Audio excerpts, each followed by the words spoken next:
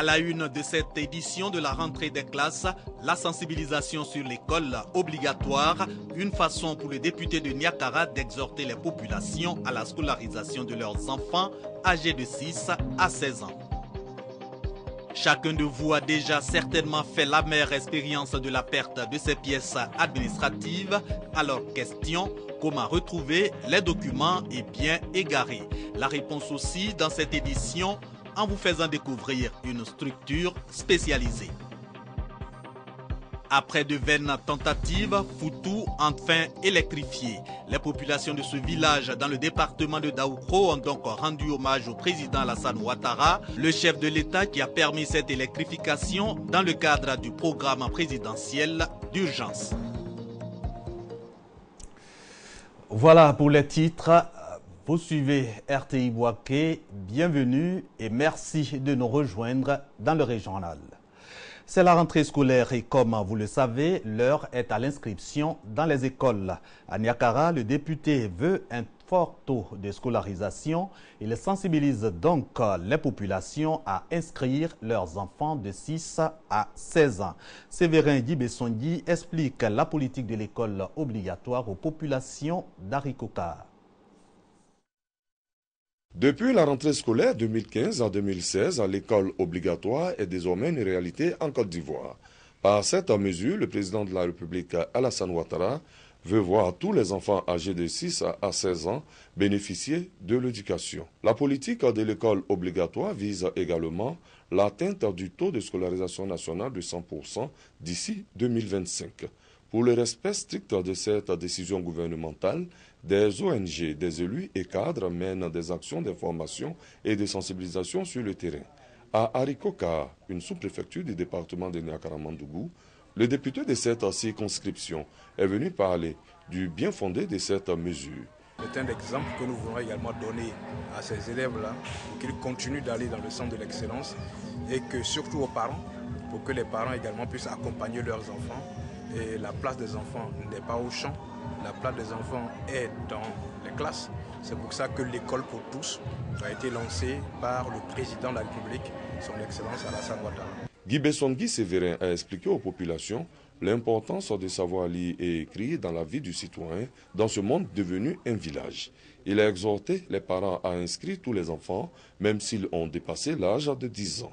Pour accompagner la population d'Arikoka à appliquer cette mesure, le député a fait don de plusieurs kits scolaires. Guy Bessongi Séverin a également sensibilisé les cadres du village à être des relais du gouvernement auprès de leurs parents. Les cadres qui ont posé des actions allant dans le sens de la promotion de l'éducation ont été encouragés à continuer dans ce sens. Restons avec nos mêmes reporters Soro Corona et Kader Sogodogo dans la même mouvance de la rentrée scolaire. Les cadres de Péfélé remettent des kits scolaires aux écoliers de leur village. Objectif, aider les enfants de familles défavorisées à aborder dans de bien meilleures conditions la rentrée scolaire. Des kits scolaires distribués aux écoliers issus des familles démunies. Nous sommes dans le village de Péfélé, sous-préfecture de Katiola. Cette distribution de kits scolaires est une action des jeunes de ce village qui ont décidé de s'impliquer dans la scolarisation des enfants. L'objectif visé par cette jeunesse est d'atteindre un taux de scolarisation de 100% à Péfélé avant 2020. Depuis 3 années, les jeunes de ce village réunis au sein d'une association soutiennent toute action de développement, particulièrement l'éducation des enfants. Le président de la jeunesse de Péfélé a invité tous les parents à ne laisser aucun enfant à la maison. Il a informé les populations que désormais la place des enfants est à l'école et non dans les champs ou à la cuisine. Un accent particulier a été mis sur la scolarisation de la petite fille, d'où une sensibilisation sur la question. Les autorités préfectorales, les élus et cadres ont salué l'initiative de la jeunesse. Ils se sont engagés à accompagner l'action à travers des sensibilisations. Une rencontre de football a constitué le clou de cette journée dédiée à l'école à Péfélé. On change carrément de sujet pour parler de petits commerces autour des pièces administratives et autres objets égarés. En tout cas, il existe des structures qui cherchent et trouvent les documents perdus. Mais comment procèdent-elles? Que gagnent ces structures au bout de la recherche des pièces égarées? Regardez. Souleymane à l'Office national d'identification. Il y accompagne son frère et sa belle-sœur venus se faire établir de nouvelles cartes nationales d'identité. Comme les parents de Souleymane, nombreux sont ceux qui souffrent le martyre à se faire établir de nouveaux documents administratifs, faute de structure pour les aider à retrouver les dits documents en cas de perte. Elle a perdu ses pièces depuis 3 jours. Après des recherches intensives, nous n'avons pas retrouvé ses papiers d'identité. Donc nous sommes venus ici au centre pour le rétablissement de ces papiers-là. Nous sommes à Perdu Retrouvé, un service de recherche d'objets ou bien perdus. Carte d'identité, passeport, permis de conduire et parfois des enfants. Tout se recherche et se retrouve à partir de cette baraque. Perdu Retrouvé est mise en place depuis 2016 par Simplice et Kenom. J'ai passé plus de 10 ans de ma vie sans pièce d'identité parce que simplement j'avais égaré ma pièce d'identité. Et après vraiment plusieurs recherches, c'est quelqu'un qui m'a aidé à retrouver ça. Et donc j'ai eu l'idée d'aider aussi ceux qui sont dans le même cas que moi pour retrouver leurs pièces perdues. Mais comment fonctionne ce service de recherche d'objets égarés? Aminata s'y est rendue sur information d'une tierce. Jean-Marc, lui, par curiosité suscitée par la pancarte de perdu retrouvé. Quelqu'un qui a perdu ses pièces nous sollicite pour qu'on l'aide à retrouver sa pièce. D'abord, nous lui demandons est-ce qu'il a fait une déclaration à la police. Quand nous avons un tel document, nous scannons le document, mettons la photo sur notre affiche qui est là, et puis après, le face que nous avons qui est perdu retrouvé ici. Donc il est actualisé toutefois qu'il y a une nouvelle pièce qui est retrouvée. Je me suis approché pour prendre les contacts de la structure qui s'occupe de la recherche des pièces perdues pour pouvoir apporter ces renseignements à mes amis. J'ai retrouvé ma carte. Vraiment, je ne savais pas que j'allais retrouver ma carte aujourd'hui. Je dis merci à ceux qui cherchent les cartes d'identité. Encore dans l'informel, mais Perdu Retrouvé fait le bonheur des populations de Gbeke. Sa reconnaissance légale et son extension permettraient sûrement de confirmer ses bienfaits. Un reportage signé Alain Essoa. Intéressons-nous au concours Wozo Vacances 2017 de la radiodiffusion télévision ivoirienne RDI. Vous le savez, ce sont les enfants de Tafipilé qui ont remporté ce jeu concours de détection de talent. Ils ont représenté la commune de Tafiré. C'est donc le retour au bercail pour ces tout-petits, des enfants qui ont eu droit à un accueil de champions. Kader Sogodogo. La nuit tombe sur Tafiré. Une nuit arrosée par une fine pluie. Ce tableau contraste avec des vacarmes assourdissants de véhicules et de motos. Des signaux d'une célébration. C'est que les enfants Tafipilé de Tafiré, auréolés de leur récent succès à l'émission Wozo Vacances de la RTI, sont de retour.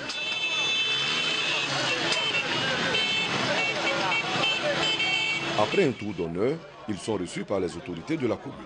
Le trophée symbole de victoire est remis. La chefferie traditionnelle marque à sa fierté.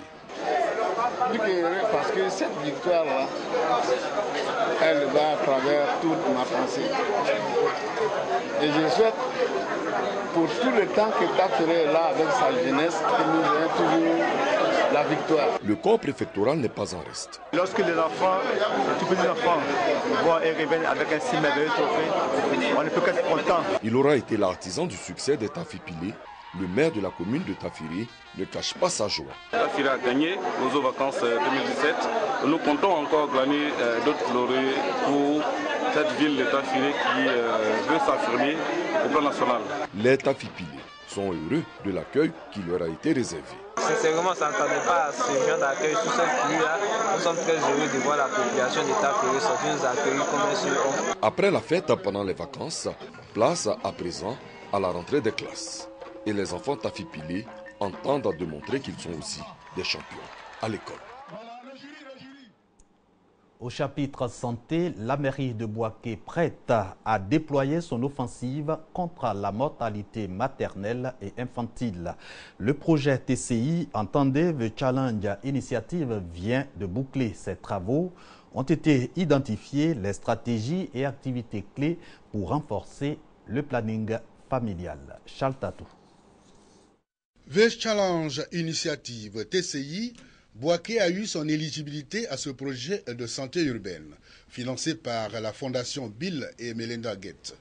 Le projet exige des actions cohérentes sur le terrain en faveur du renforcement de la planification familiale.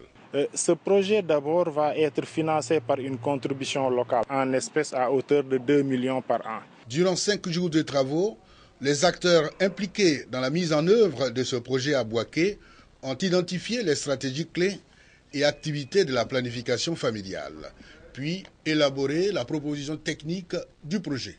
Il est clair qu'au niveau de l'environnement de Bouaké, nous avons un réseau de structures de santé aptes à pouvoir offrir justement les services appropriés. Nous avons également noté qu'il y avait des prestataires, des personnels de santé, médecins, infirmiers, sages-femmes, qui étaient formés et qui étaient fortement engagés à mettre en œuvre les activités de planification familiale. Mais en termes de faiblesse, ce qui a été noté, c'est que tout simplement l'intégration systématique de la planification familiale, qui est une stratégie clé, n'était pas systématisée. TCI a pour objectif d'offrir un meilleur accès aux services et produits de planification familiale aux populations défavorisées des grandes villes. Direction d'Aoukro pour ouvrir la page développement de ce village.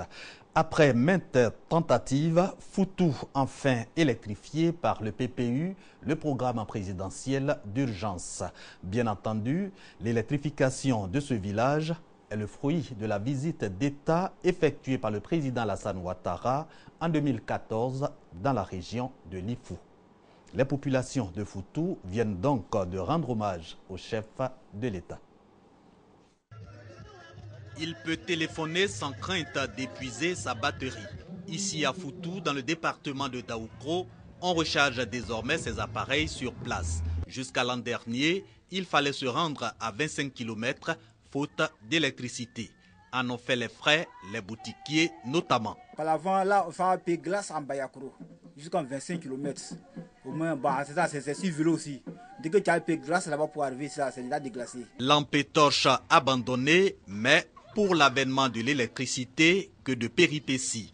Foutou, qui a raté l'infrastructure en 2004, a été omis de la liste des villages bénéficiaires du programme présidentiel d'urgence à l'occasion de la visite d'État effectuée en 2014 par le président Alassane Ouattara dans la région de Lifou. Et je suis allé à la Côte d'Ivoire Énergie. Il me dit, mais j'ai pensé que tous les villages où il y a un roi ou un chef de tribu, on électrifiait les villages. Il dit, mais tiens, ce village, la Foutou là, c'est le chef-lieu de notre royaume. Voilà qui fonde cette journée d'hommage au président de la République, remercier Alassane Ouattara d'avoir sorti Foutou de l'obscurité et plaider pour d'autres réalisations. Des doléances que le représentant du ministre du Pétrole et de l'Énergie promet de transmettre à Thierry Tano sans engager avec l'appui des élus de la région de Lifou les populations de Foutou à la cohésion. Les cadres de ce village doivent s'entendre car les intelligences lumineuses n'ont pas le droit de se mettre en exil du développement commun. L'électricité acquise, prochain projet de la mutuelle pour le développement de Foutou, l'eau potable. Hommage au chef de l'État aussi, mais cette fois à Dabakala, plus précisément à Lissolo Sobara. Ce village est désormais raccordé au réseau électrique national grâce également au PPU, le programme présidentiel d'urgence. Hassan Khan, Kwadjo Kwame. Lissolo Sobara, village du département de Dabakala, région du Yambol. Pour sa population du pays Bandogo, l'électricité est désormais une réalité. Cela avec le raccordement du village au réseau électrique par le représentant du ministre de l'Intégration et des Ivoiriens de l'extérieur. Lui, ministre de la République, a foi et fait confiance à un homme, le président Alassane Ouattara tiendra tous ses engagements. La lumière de Lissolo en est une illustration. La fête de ce jour est l'occasion pour nous de traduire en actes et paroles notre infinie reconnaissance à l'État de Côte d'Ivoire et à son Excellence Alassane Ouattara, président de la République de Côte d'Ivoire, pour avoir transformé notre rêve en réalité. Cette électrification a été réalisée dans le cadre du programme présidentiel d'urgence PPU. Les populations de Lissolo-Sobara ont donc tenu à exprimer leur reconnaissance au président de la République, son Excellence M. Alassane Ouattara. D'où la célébration de la fête de la lumière. La célébration de la fête de la lumière a été donc une occasion pour inaugurer le centre de santé du village. Après l'électrification du village, d'autres défis attendent les filles et fils, tels que la construction d'un château d'eau et l'achèvement de la construction du foyer des jeunes. En sport, 24e édition du Tour cyclisme. 10 pays participent à la course individuelle contre la montre. La Belgique, le Maroc et le Rwanda sont jugés favoris de cette compétition. Mais à l'étape Bouaké-Béoumi, c'est l'Ivoirien Bassirou Konaté qui a été sacré vainqueur. Walter Amadou Ouattara. 24e Tour de Côte d'Ivoire, Tour de la réconciliation. Une initiative de la Fédération ivoirienne de cyclisme. L'étape de Béoumi, longue de 19 km 600, est marquée par la course contre la montre individuelle. Une épreuve spéciale et déterminante pour la suite de ce tour. Plus de 10 pays y prennent part, dont les plus respectés sont la Belgique, le Maroc, le Rwanda. La Côte d'Ivoire compte 3 équipes. Sur le plan sportif, ça se passe bien. Malheureusement, on a eu un contre-coup hier qui a fait qu'on n'a pas pu valider la course de Bouaké. À cause de la pluie, il n'y avait plus de sécurité. Et ça devait être dangereux pour tout le monde. Aujourd'hui, il y a cette course contre la montre individuelle où les coureurs partent 1 à 1 de 2 minutes en 2 minutes. Première fois ici à Côte d'Ivoire. C'est magnifique et avec beaucoup de personnes ici. J'aime l'Afrique. À Sekro, situé sur l'As Bouaké-Béoumi, vit pour la première fois l'événement. Nous tous sommes très contents. Voilà pourquoi nous sommes sortis beaucoup pour venir applaudir les cyclistes. C'est ma première fois de voir ça, là, ça me plaît beaucoup. Je souhaite que la Côte d'Ivoire gagne. À la fin de cette course individuelle contre la montre, c'est l'Ivoirien Bassirou Konaté qui arrive en tête en 25 minutes 9 secondes.